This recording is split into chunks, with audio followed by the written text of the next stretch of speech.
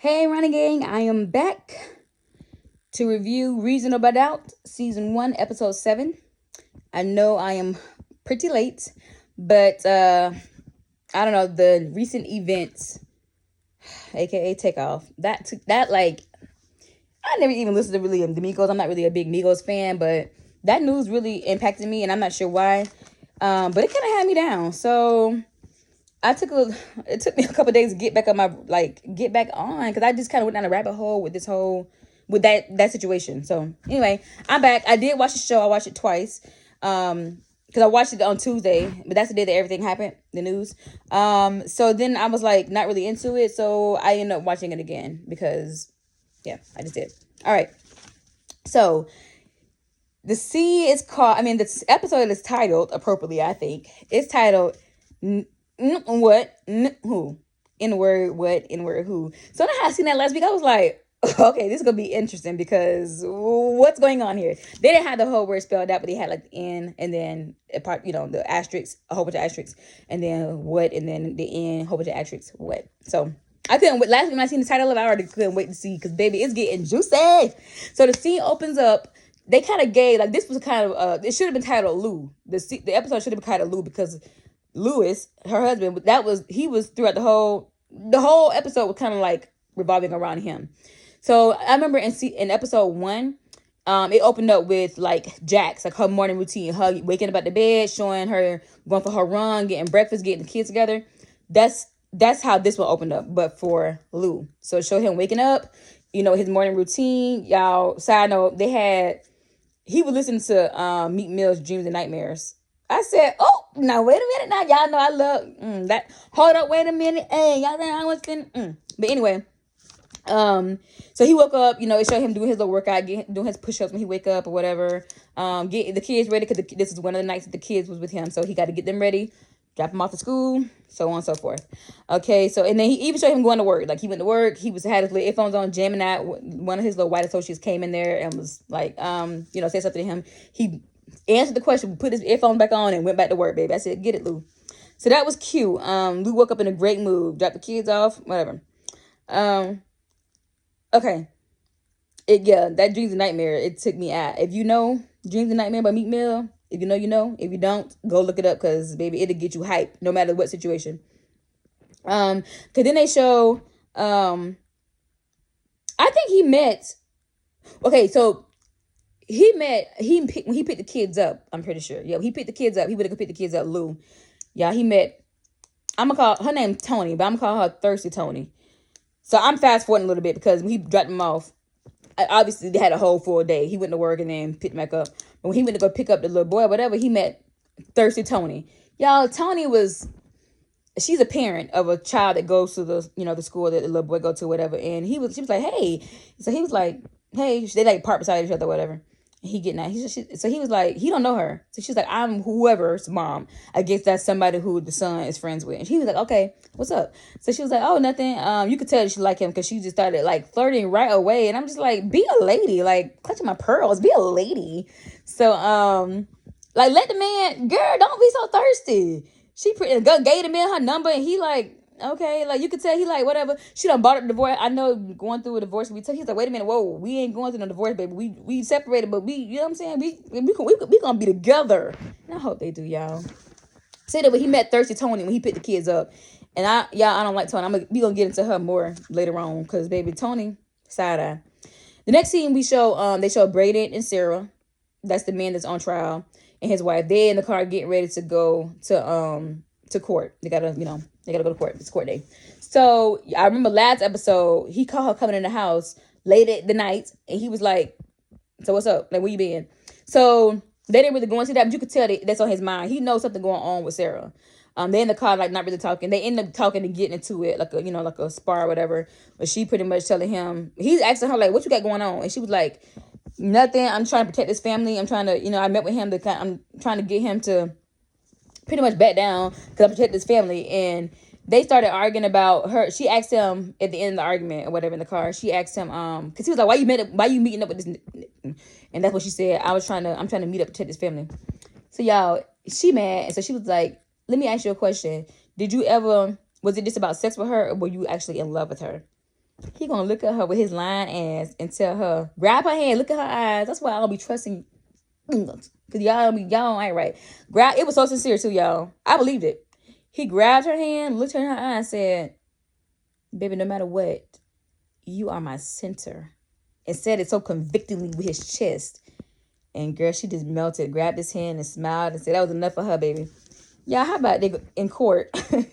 So in court, they had a witness that they had to that was on trial. The witness was Kalisha, the victim's cousin, and so the prosecution and the defense, Jax, they had to question her or whatever. Y'all, the witness on stand talking about something. I guess she had a conversation with her cousin, the deceased, and her cousin was telling her, "Oh yes, girl, I love this man." Talking about Braden, how much she make her feel, whatever, was live and all this kind of stuff. He even told me, "I'm his center." Y'all, so he done been telling everybody they his center, baby. The wife, the girlfriend, who else? We don't even know who else. When that lady said that, and they showed, like, they panned the camera, it was him, it was Braden, and then behind him, of course, in the stands was not the stands, but in the court, in sitting there as a witness, watching, was his wife, and she looked at him like, but she better not say it because she's white, so she can't say that. But that's what she was thinking in her head. So anyway, later in court, Jax meets up with her team, the prosecution team, her defense team, whatever, and she tells them, her team, to go find what they can find. Oh, and I meant to go back and mention, y'all, Jax lit that witness, Kalisha's cousin, all the way up, baby. She had the witness screaming out, "He killed her! He killed her!" That was not a good look, because she was trying to. Jack's point was, okay, if it, like, somebody, just because somebody is angry, that don't mean that they would kill somebody. Like, you got angry before. Did that make you a killer? And baby, when she started doing that damn yelling, then people looking at her like, this was probably not a good idea to have her up there in the witness stand, baby. So I said, oh, prosecution down 1,000, Jax and her team up 1,000. Okay, city girls up. But anyway, okay, so then Jax and her team meet up to devise a plan, try to come up with some more information. The Asian guy, he went to go, he found out that the report that was sent in from the police station, whatever, it was edited, y'all. He found out that it was edited, or rewritten. We don't know if it was rewritten or edited. He went and he found that out. So that's something that's going to come up later, because they had to have another witness on stand later on. Let's talk about it now. They had to have another witness on stand later on. And it was talking about like that, like, why was the report edited? Like, why did you do that? And baby, like I said, it ain't looking good for the prosecution. This episode, Jax was tearing the prosecution up. She was prosecuting. They couldn't get they feet up under them. She kept knocking them feet from under them, baby. They couldn't catch their wind, they breath, nothing. I said, yes, Jax, eat them up, because Brady is innocent. Even though I don't like his little slimy stuff for lots of reasons. But I don't want the man to go. I want Jax. Basically, I want Brayden to get up so Jax can, because black girl magic. Period. Okay, so anyway, when Jax, what his name is, Lewis, he go pick the children up. I told you that's when he met Thirsty Tony. He finds out the little boy get in the car, his son get in the car. He was like, oh, so you forged my signature? And the little boy was like, oh, you're trying to make all these excuses. He's trying to blame everything he can on the fact that the parents are going through it right now, the separation. So he was like, oh, don't worry about it, baby. I'm finna go to your mama. You can tell her that. Baby, when they showed that scene, and Jax and Lewis was tag team and tearing their little ass up, they wasn't pop beating him or nothing like that. They was just handing down the law. Not letting him get up with nothing, baby. And Lewis tried to say maybe because it's separation. No, ma'am. Jax said, no, I'm not standing for none of that. That's just an excuse. So he was like, maybe we ain't paying no attention. She said we shouldn't have to. This boy, what, 15, 14? He older. He a teenager in high school. She said, we won't have to watch him like he a baby. We should be able to trust him to at least not lie.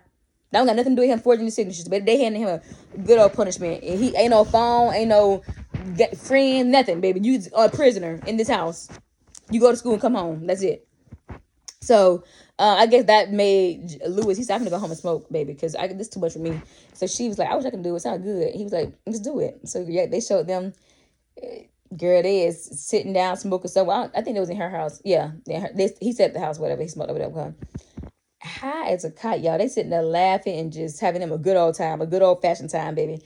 And so, they laughing at everything. all of a sudden he tried to like grab her face and kiss her and try to get intimate with her, baby. The phone rung right in time because Jax was not. Ever since she been messing with Damon, she's been pulling back from her husband. You could tell, and I think he knows it too. He knows it. Well, if he didn't, he's starting to realize in this episode. So the phone rung and he was like, "You don't got to get it," and she was like, "I do. It's somebody from her job." So y'all, she get up and she go take the phone call. He looking like nothing changed, baby. He got his stuff and he left. So when he leaving at the door, she peeked around the corner like, oh yeah, he gone. You could tell she didn't really want to take the phone call, but she did not want to go there with him as far as kissing and stuff. And I could tell because in the previous episodes, she has been, every time he tried to kiss her or whatever, girl, she been ready to jump his bones. This time she was like, no. So, So I don't know. That's when he started probably like thinking like, what's going on? Something going on. I don't know. That was when it was, but baby, yes. Jax didn't want to kiss that man. Okay. So the next morning, Louis' brother called him. Y'all, I did not like the scene at all. I did not like how Louis' brother did. So Louis' brother called him, and that's what Louis tells him, that pretty much about the separation. Me and Jax separated. He was like, why you didn't tell me? And then Louis was like, I don't know how much you like Jax. He gonna say, she don't mean shit to me that you like pretty much. I was like, I clutched my pearls. Like, well, you ain't gotta go that hard. Like, you ain't gotta go that hard, girl. Girl, you ain't gotta go that hard. And so that's why I be, y'all, in-laws, at the end of the day, you can be cool with them, but I'm not gonna be chummy because at the end of the day, that's that person's family. That's not my family. So I keep lines very thick. I keep them very thick. I got my own family, baby, and you got yours. We can be cool and cordial, but I'm never gonna be. I ain't gonna never see it for too much more than what it is. Your family, because when it goes down, they ain't your family. Just know that. Okay, Damon and his brother. Okay, they show Damon and his brother at the shop. His brother is showing him, trying to explain to him what he been doing. It sounds like something illegal. I'm not really sure. But he explaining to him something about some cars and keys. Yeah, I don't know. It sounds illegal. I couldn't really understand it, but he was trying to teach Damon a game. So Damon finna start doing something illegal, I think, which is not good. Okay, so the next scene, what's her name? Jack's friend comes to her office, the one that knows about Vacation Bay. She come to her office, bring her some macaroni and cheese, but really she's trying to get the tea. So she bought her friend some lunch. So she was like, "What's going on?" It's my nose ring, y'all. It's not me digging in my nose. So she's like, "What's going on at Vacation Bay?" Jack tells her, "I think I'm gonna have to let him go because he's trying to be more than a vacation Bay. He's trying to be my man, and maybe I'm married. I ain't got time." And so Jack's friend was like, "You don't got to end it, but just let him know clear boundaries or whatever. Let him know what you can't give him. Let him know." So Jax takes her up on that, and she ends up writing him a letter, and I'll get to that letter later. She writes him a letter. I'll just get to it now. She writes him a letter, send it to him, and he reads the letter, and the letter is pretty much saying, like, I can't give you, this is all I can give you. I'm still married. It's a messy situation. I can't give you nothing but this. I know this, you want more, but I can't give it. And if you don't want to do it with me no more, I understand. I'll be okay with it. But I'm letting you know, woman to man, this is it for me, for now. Okay, so that's that. Lou is at the store. He meets up with, so Jack's friend Chanel, the one that is married to the NFL man or whatever, that they're friends. All of them are in the friend circle, obviously. They've been friends for a very long time, so they know each other. So while Lou at the store, he runs into Chanel's husband, the NFL player, whatever. And Chanel's husband tell him about a party that they have, invites him to a party, tell him to come over, whatever. Also mentions that he knows about the separation. Like, I heard about the separation. You shouldn't stand for that. Pretty much telling Lou, like, Chanel tried to do that shit, and baby, I told her it's not going down. And so she back at that house not acting right. And Lou was like, Jackson, she ain't like that, baby. I can't just tell her that. And she's strong. She's stronger than Chanel. So my situation here is totally different. But anyway, the friend tells him about his name JT. The mutual friend is JT. Tells him about the party and tell him to come on. Okay, so then they go to the party scene. Y'all, Lucy, guess what he see at the party, y'all? Thirsty Tony. Is she being even thirstier? She's there. I don't even know why she's even there. I guess it's a small neighborhood. They all got kids around the same age. I don't really know. But Thirsty Tony is there. At the party, it's another friend there, another guy friend or whatever, and he is telling like Lou, like, you probably should not, like, when I leave, you should probably leave too. And because JT come up talking about pretty much like this is a swingers party, like, And he didn't say that, but that's what it kind of ends up being, because at the end of the party, after the other friend that left told him, like, you need to go. Because JT keep on trying to convince Lou that he just need to put his foot down and tell Jax to get on board or else. And Lou keeps trying to tell him it ain't like that. And the other friend's like, listen, baby, you know your situation. Don't listen to this fool. When he's getting ready to leave the party, y'all, or I don't know if he was getting ready to leave, but he was just like walking around. He was going like opening doors. I don't know. He see JT, the friend, sleeping with Tony and another girl. And he is shook, baby. So shook that he had to call Jax, because Jax had called him. He missed a call. I guess he called her back because when he opened that door and seeing that, he was just like, ooh, baby. He already knew that Tony was fast, but he didn't know she was that fast. She ended up getting her stuff ate at by another girl, and the girl is getting banged by JT. So it was just a whole, I was not ready for that, y'all. I wasn't ready. So he called Jax, whatever, after he come over there. She told him, yeah. They show him coming over there. They end up getting into like another argument. Pretty much she was trying to say, I'm sorry about the other night, I'm just really busy. And he was pretty much like, baby, what we doing? I want to be, I'm done with this. I want to be up with you, because I can see right now ain't nothing out there for me. That lifestyle ain't for me, baby. Like they're not you, Jax. I want you. And she pretty much, y'all, at this point she is feeling Damon, so she had told him she need more time. And he was like, I can't even touch you. Like he tried to like grab for her, and she's like, no, I'm okay. Like, you know what I'm saying?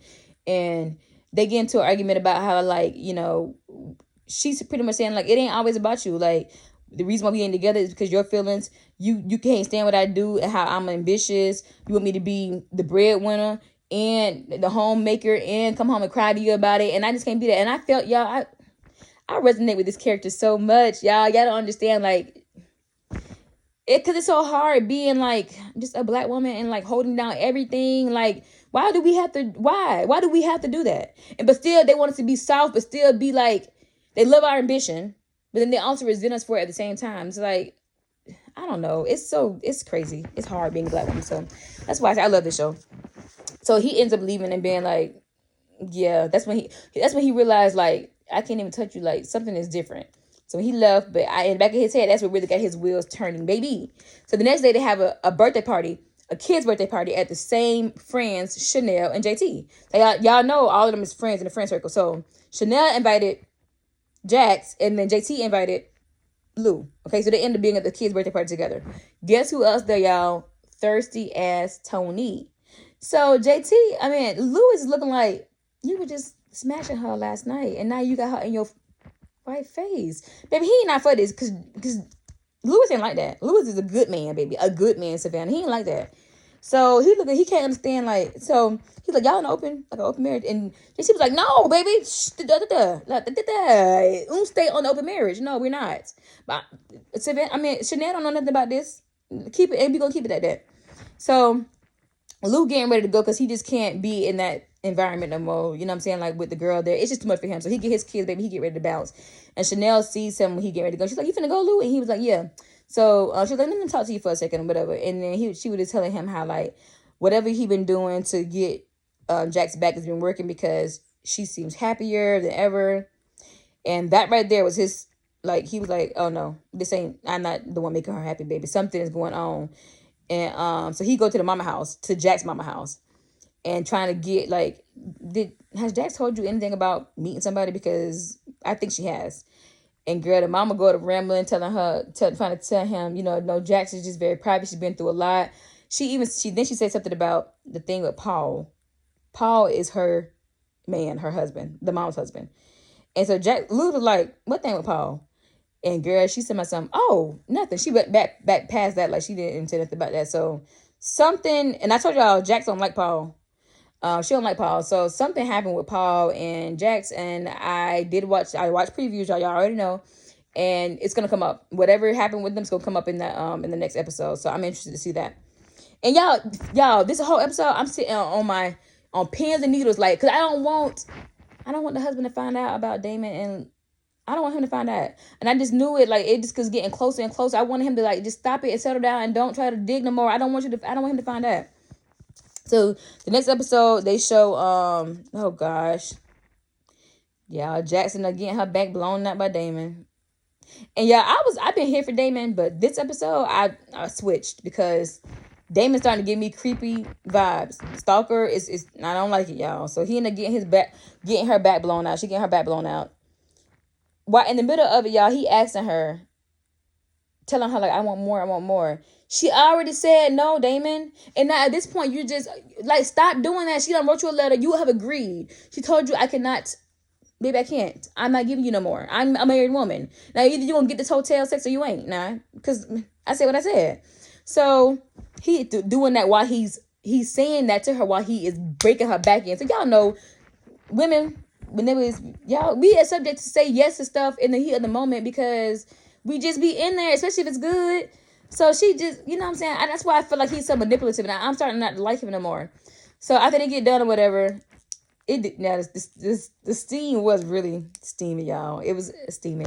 They have a very strong sexual connection, and I think that's pretty much that's it. Like from there, that's it, because she has actually built a family with Lou. With him, he's just fun, and he has amazing sex. That's it. It's very surface, and I don't want this surface thing that probably would not even work if they was able to try to. It wouldn't probably work because it's built on nothing but sex. You know what I'm saying? Like, Jack's acting like she damn 24. Like, come on now, grow up. You got children and everything. You too grown to be doing this over some damn sex now. So anyway, after they get done, she gonna take a shower. Her phone, she get a message on her phone. So he gonna pick up her phone. And that's a big no-no. So she getting messages from Will, the security guard that she slept with, the one that her husband had hired to spy on her pretty much. And she slept with him. So he, like I was saying, Will is texting her saying he want to meet and talking all this. Y'all, Damon grabbed the phone with his stalker self and delete her messages from Will. And then go join her in the shower like ain't nothing even happened. That, baby, it's scaring me at this point. It's scaring me, baby. I did not like that at all. I was like, okay, now that's not your woman now. Now calm down now. So anyway, so that's that. Let's see. Look at my notes. Okay, so after Lou meet up with the mama or whatever, I guess he still is feeling some kind of way. Like, I don't believe something going on. So y'all, he go to her house. A lot of this, like I told you, Lou was in this episode a lot. They didn't really touch the case too much. Everything that happened on the case, I've already talked about that earlier, and nothing too much happened with the case aside from Jack's lighting the prosecution team up the whole episode. So y'all, Jax, she let her son. They was having dinner. Her son and her daughter. They having dinner, and the son was like, "Mom, can I go with my friend or whatever?" And y'all, he didn't believe that she was gonna let him go. So she did, and he was so surprised. She's like, "Yeah, go ahead and go." So now it's just her and the daughter. The daughter was like, "Can we watch a movie together?" And she's like, "Yep." So now it's just her and her daughter. They finna have a mother-daughter day, mother-daughter night. I guess. Oh yeah, this is the wrong episode. Hold on, I think this is the wrong scene. Okay, whatever happened, Jax got the children for the night. She calls the sitter over and she goes to have coffee with Damon. And y'all, so I know when she picked Damon up from the job, she picked him up from the job, whatever. When he went again and got in the car with her, they showed Damon's brother looking very bothered by the fact that he was watching Damon go get in the car. He looked like he was mad. And I'm trying to figure out like what that's all about. Like, what you mad for? So they go get coffee or whatever. Lou go to the house, to Jack's them house. They married a home. And I guess he's finna get ready to trying to talk to Jax. And that's when he seen the babysitter there. So he was like, where she went? And so the babysitter with her big mouth ass gonna tell him, I don't know. She said she was going to get coffee with a friend. She left her address just for emergencies. Lou knows the ass. Just keep on digging. He gonna just keep on digging. And I kept saying, Lou, please, baby, let it go. You let that girl. You even think about her this whole time when she wasn't doing nothing. Now when she's doing something, now you want to be digging. That's how I go. I said, so he went to the address, y'all. He went to the address. He outside watching them through the window, and baby, they is touching on each other's face. It would have been looking like a friendly dinner if they wouldn't have been doing like a friendly. He probably wouldn't have been so upset, but the way they was all just embracing each other and all that kind of stuff, he could tell like it's something. So he was finna get ready to go inside. He was finna get ready to go inside, and he was finna get ready to walk up there, I guess, confront her or whatever. And he just stopped and was like, "Nah." Oh my gosh, I keep getting phone calls.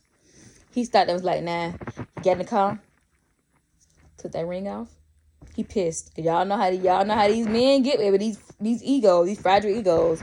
Baby, she ain't screwing him, but talking to another man, that's enough. Okay. He took that ring off, y'all, and he done called Thirsty Tony. Next thing you know, Thirsty Tony they in the apartment in the Airbnb that he live in. She on her knees doing what she do, being thirsty, girl, sucking the man off. And then they show him grabbing the condom, and girl, he blew Tony back at. And baby, the way she was going at it, Jax ain't gonna be okay without this man in her life. And next episode, y'all, it showed him saying he wanted a divorce. And she looked like she lost, like she was about to pass out. What you get? But I can't even say that, y'all, because I don't really know how I feel, because he's the one who left her. You know what I'm saying? Like, you can't leave nobody trying to teach them a lesson and then expecting them to, like, you don't teach no grown person a lesson. That's your marriage. You fight for it if you're going through it. Either you're going to fight for it or you're going to leave it. But all this, like, I'm leaving you to teach you a lesson, but I don't really, like, we still together.